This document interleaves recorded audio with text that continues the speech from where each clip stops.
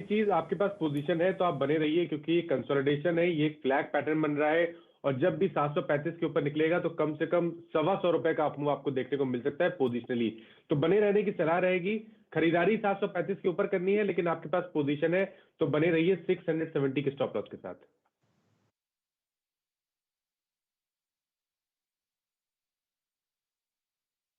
आपकी स्क्रीन पर आप देखिए भारतीय एयरटेल डे हाई पर आके ट्रेड करता हुआ। इस बीच अगर आप देखें तो एक स्टॉक है जिस पर अभी सचिदानंद जी टिप्पणी करना चाहेंगे। सचिदानंद जी, क्या आप कौन सा ट्रेड पकड़ा है आपने? कमेंट्स? जी वीरेंद्र जी, इनफैक्ट कमेंट्स के बारे में ही जिक्र हो रहा था। जिस तरीके से इसका स्ट्रक्चर है, मैं काफ़ी सहमत हूँ मेरे को पैनलिस्ट से। मुझे लग रहा है यहाँ पर एक काफ़ी क्लासिकल ब्रेकआउट की उम्मीद है। इनफैक्ट जिस तरीके से इसके आरएसआई ने ऑलरेडी एक ब्रेकआउट दिलाया है, मुझे लग रहा है प्राइस पे मुझे लग रहा है एक फॉलो थ्रू एक्शन हो सकती है। सो लगभग स्ट्रक्चरली देखें तो 980 985 तक के स्विंग्स बनने चाहिए। स्टॉप लॉस काफ़ी क्लियर है। जिस तरीके से आज का स्विंग लो बना है 920 के आसपास, मुझे लग रहा है उसके नीचे स्लिपेजेस होने की प्रोबेबिलिटी काफ़ी कम है। जिस तरीके से इसके एडीएक्स में एक बाय सिग्नल जनरेट हुआ है, मुझे लग रहा है काफ़ी बड़ा थ्रस्ट जनरेट हो सकता है इस पर्टिकुलर काउंटर में। सो डेफिनेटली यहाँ पर लॉन्ग पोजीशंस ऐड करने की सलाह होगी 920 के स्टॉप लॉस के साथ 985 के टारगेट के लिए। डायरेक्टर साहब ने खूबसूरत कैंडलस्टिक चार्ट तो आपके सामने प्रस्तुत किया ही है, और अगर आप कल हमारे साथ कमाई के अड्डे में जुड़े हुए थे तो रचना जी ने यहाँ पर ये मोमेंटम ट्रेड कल ही आपको 3:15 के आसपास दिया था। वॉल्यूम अब आपके सामने क्यूमिन्स में आती हुई दिख रही है, लगभग 7,20,000 शेयर, और जो हम लोग ऑल टाइम हाई ट्रैक कर रहे हैं वो है 1062। वीरेंद्र जी, ज़रा आप टिप्पणी क्यूमिन्स पर कीजिए।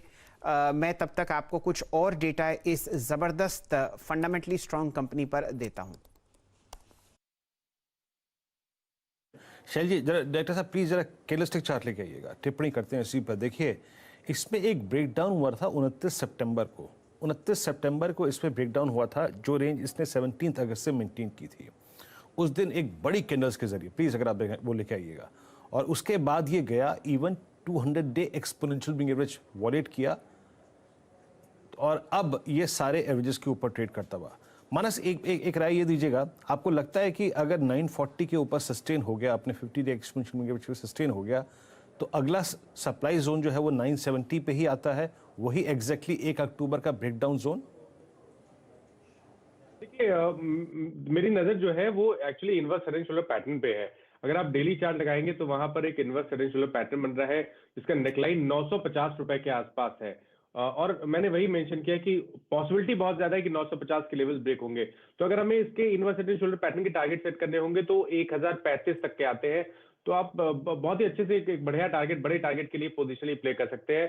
लेकिन बिल्कुल ट्रेडर अगर आप है तो 970 के ऊपर पहला टारगेट 975 से लेकर 980 की रेंज में आता है।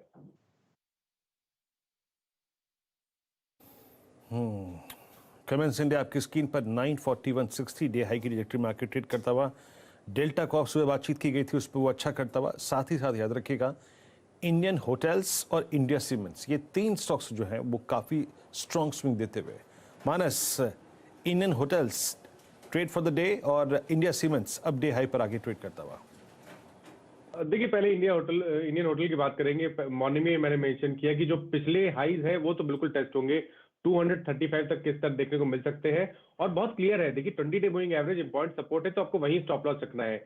208 रुपए के स्टॉप लॉस से पहला टारगेट 237 रुपए का रहेगा। पैटर्न पॉजिटिव है और ऐसा आप उम्मीद कर सकते हैं कि 237 के लेवल ब्रीच करेगा स्टॉक और 260 की तरफ जाने की कोशिश करेगा, और इसी मंथ में आपको शायद वो स्तर देखने को मिल सकते हैं।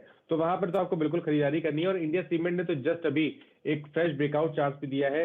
बिल्कुल यहाँ पर आप खरीदारी कर सकते हैं। पूरा सेक्टर पॉजिटिव लगता है, फ्रेश ब्रेकआउट है, अभी खरीदारी करिए। 220 रुपए का स्टॉप लॉस रखिए और 250 के टारगेट सेट करिए। चलिए, ये रणनीति आपके सामने इंडिया सीमेंट्स पर आती हुई दिख रही है। ध्यान दीजिए, आज इस कंपनी के नतीजे भी हैं, और नवंबर के महीने में आपने इंडिया सीमेंट्स को स्वागत किया है एफएनओ में। फिलहाल ये टॉप गेनर है सीमेंट स्पेस में 2.9% ऊपर, और यहाँ पर आप जो ओपन इंटरेस्ट देख रहे हैं वो 2% ऊपर है।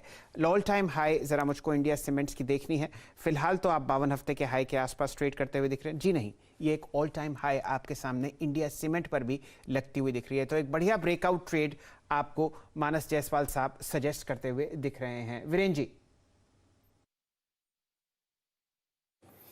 जी हाँ, इंडिया सीमेंट्स आपकी स्क्रीन पर आप देखें तो इस बीच निफ्टी 17,957, अब 17,900 की ट्रिजेक्ट्री, यानी अगर आप देखें उस ऑप्शन बेस की ट्रिजेक्ट्री जिस पे सबसे बड़ा वीकली आउटस्टैंडिंग वाई खड़ा है, उससे करीब 50 पॉइंट्स का डिस्टेंस बना के ट्रेड करता हुआ, दैट्स गुड। और बैंक निफ्टी 39,000 के जोन के अगर आप देखें आसपास ट्रेड करता हुआ, लेकिन प्रेशर मेटल्स पर अगर आप देखें इस वक्त काफ़ी अच्छा खासा है। सुबह एक दो हमने जो शॉर्ट ट्रेड ली वो अच्छा करते हुए, और 1295 यानी 1300 रुपए के पुट राइटर के कन्वेक्शन जोन के नीचे अब टाटा स्टील ट्रेड करता हुआ। मानस, आपकी राय क्या होगी टाटा स्टील पे? और यहाँ पर अब तक प्रोटेक्ट किया है इसके पूरे अपसाइड को 100 डे एक्सपोनेंशियल एवरेज ने, आपकी राय क्या होगी इस पर? देखिए, जिस तरह जेएसडब्ल्यू स्टील ने एक बहुत ही अहम सपोर्ट जो कि 660 था उसको ब्रीच किया है और पूरे सेक्टर में वीकनेस दिख रही है, मेरा समझना है कि टाटा स्टील भी अपने 100 डे मूविंग एवरेज को ब्रीच कर जाएगा और शायद हमें 1240 तक के स्तर देखने को मिल सकते हैं। 50 रुपए का डाउन साइड करंट लेवल से देखने को मिलेगा, तो एक पुल बैक देखने को मिले तो 1300 के आसपास आपको एक शॉर्ट कॉल लेना है 1325 के स्टॉप लॉस के साथ और 1240 के टारगेट के लिए। ओके, टाटा स्टील पर आप देखें तो ये आपका व्यू है। और आप एक बात टाटा स्टील पर नोट करके रखिएगा, इसका जो 100 डे एक्सपोनेंशियल मूविंग एवरेज है वो आता है करीब करीब समझ लीजिएगा कि 1281 के प्राइस पे, 1281। और जो फर्स्ट ड्रॉप था 20 सितंबर को, जो सेकंड ड्रॉप था अगर आप देखिए 5 अक्टूबर को, और जो थर्ड ड्रॉप था 20 अक्टूबर को, उसमें इसने इसी लेवल को होल्ड किया था। सचिन, आपके पास कोई ट्रेड है, बताइए प्लीज।